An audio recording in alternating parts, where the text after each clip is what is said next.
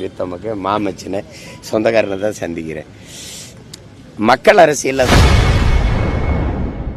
தாவேக தலைவர் விஜய்க்கு ஒய்பிரிவு பாதுகாப்பு கொடுக்கப்பட்டது குறித்து நாம் தமிழர் கட்சி ஒருங்கிணைப்பாளர் சீமான் கருத்து தெரிவித்துள்ளார். தாவேக தலைவருக்கு ஒய்பிரிவு பாதுகாப்பு நடைமுறைக்கு வந்திருக்கு.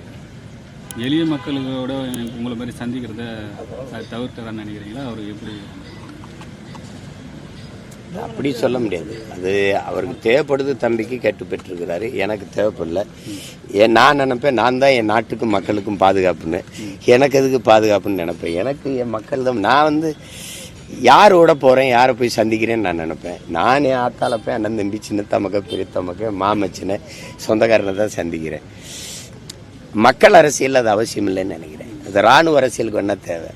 மக்கள் அரசியலில் ஒரு தோலில் கை போடுங்கணும்பா, அன்னை கட்டி பிடிச்சிக்கிட்டா அப்படின்பா, அன்னை ஒரு முத்தம் கொடுத்துக்கிட்டாம்பா, அன்னை ஒரே ஒரு தடவை தன்படம் எடுத்துக்கிறேன்பா.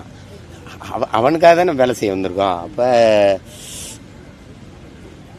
மண்ணை வெல்லணும்னா மக்களின் மனத்தை வெல்லணும். அது மாநில தலைவரோட பதவி நிலைப்பாடு என்ன மாதிரி இருக்கு?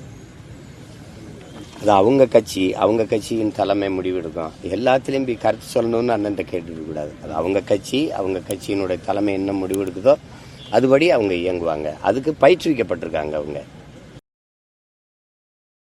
செய்திகளை உள்ளது உள்ளபடி தெரிந்து கொள்ள ரெஃப்ளெக்ட் நியூஸை சப்ஸ்கிரைப் பண்ணுங்க.